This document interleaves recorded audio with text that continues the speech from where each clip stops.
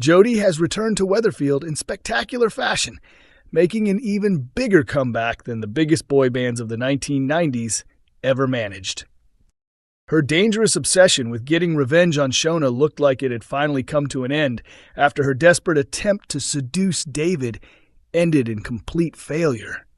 But despite everything that happened, Jodie somehow managed to work her way back into Shona's trust and even returned to living at number 6, much to David's frustration.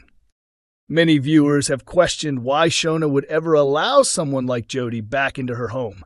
According to actress Julia Goulding, the answer lies in everything Shona has been through. Julia explained that Shona has been left emotionally and physically drained after everything surrounding baby Harper's health. During that difficult period, Jodie constantly offered help and made herself seem indispensable, leaving Shona with little energy to question her actions.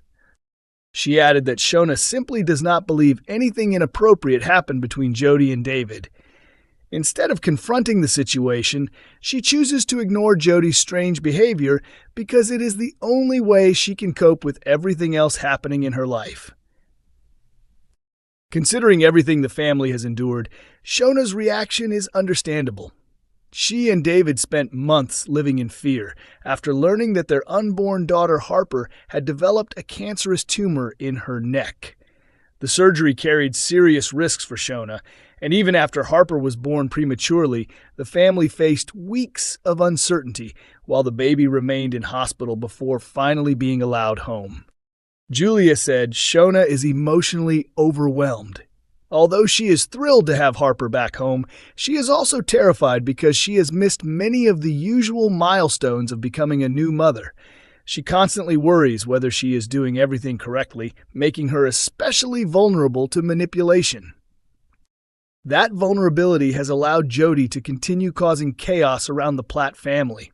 She previously stole a mysterious hard drive from her dangerous ex-boyfriend, triggering threats from violent men who later turned up at the house. She also attacked Sarah from behind, but even that incident was something Shona tried to rationalize. Julia explained that Shona genuinely believed Jodie had mistaken Sarah for one of the men who had been pursuing her. Because Jodie was living in constant fear, Shona assumed she had reacted instinctively after believing an intruder had entered the house. While she was upset that Jodie lied afterward, she understood why she had panicked. Shona's willingness to forgive also extended to Jodie's strange habit of secretly collecting stolen items from around the neighborhood and storing them inside a mysterious memory box. Sarah discovered the collection, which led Jodie to attack her to stop the truth from coming out. Even then, Shona struggled to understand why everyone viewed the box as such a serious issue. Julia explained that because Harper had been seriously ill, Shona simply saw it as a collection of Jodie's personal belongings. She had no idea about Jodie's long history of stealing and did not have the emotional energy to question it. However, one discovery finally pushed Shona beyond her limit. Jodie secretly hid the gun that Carl Webster had used during the dramatic garage standoff inside the same collection of keepsakes. The situation became even more frightening when Lily was the one who found the weapon inside the house. Julia revealed that Shona was absolutely furious. With children living under the same roof, the idea that a gun had been hidden in the house was completely unacceptable. Jodie eventually convinced everyone that the weapon was only a fake, easing their fears, but the incident left Shona heartbroken, particularly because Lily had once again been manipulated. Many fans have wondered what continues to drive Jodie's obsession with destroying her half-sister. According to Julia, everything stems from years of abandonment and unresolved childhood pain. Jodie has never forgiven Shona for leaving their troubled family when they were younger, believing she was abandoned when she needed her most. Although Julia understands why Jodie feels that way, she personally believes Shona should not carry the blame. She pointed out that Shona herself was only 13 years old when she was forced to leave home. Since then, she has lived with enormous guilt, not only over leaving Jodie behind, but also because of everything that happened with her son, Clayton. Those experiences have left Shona with a deep fear of abandoning any young person who becomes part of her life. Looking ahead, Julia hinted that even more drama is still to come. She explained that Shona often fails to notice Jodie's disturbing behavior because she is so consumed by everything happening around her. Behind the scenes, the writers have established that Jodie naturally connects with younger characters such as Lily and Harry because she emotionally thinks much like a child herself. Julia joked that while filming, she often has her back turned during many of Jodie's unsettling moments, meaning Shona remains completely unaware of what is really going on. She also revealed that viewers regularly approach her with warnings about Jodie, telling her that her on-screen sister cannot be trusted. Julia simply smiles and tells them to keep watching because, according to her, the story becomes even more shocking as it continues. Coronation Street's Lisa delivers serious warning after Sarah confesses to Theo's death. Coronation Street delivered another dramatic twist as Lisa Swain finally uncovered the truth about Theo Silverton's death, but her reaction has created an even bigger dilemma for everyone involved.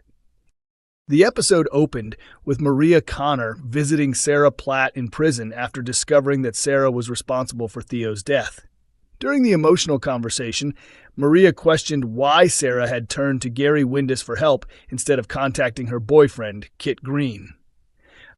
Sarah insisted she had not been thinking clearly after everything that had happened.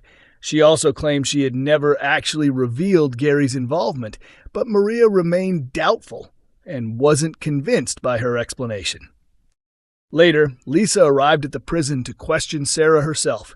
She mentioned Maria's earlier visit before revealing that detectives had recovered Sarah's phone records from the night Theo died. At first, Sarah maintained that she had already told Maria she wasn't Theo's killer. However, after being pressed further, she finally admitted to Lisa that she was responsible for his death.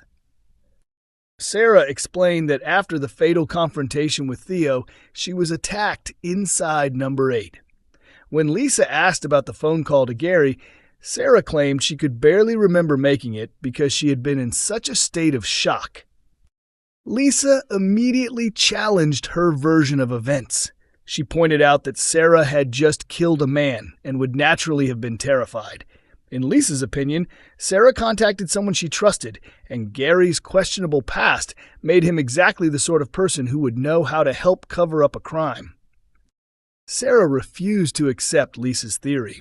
Instead, she insisted the call to Gary had only been about asking him which racing video game to buy for one of the children.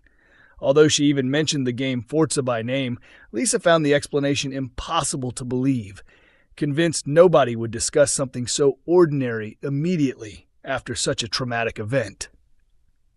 Later in the episode, Sarah phoned Kit and made it clear that she would not allow anyone else to suffer because of what she had done. She intended to keep Gary's name out of the investigation and protect him from being dragged into the case.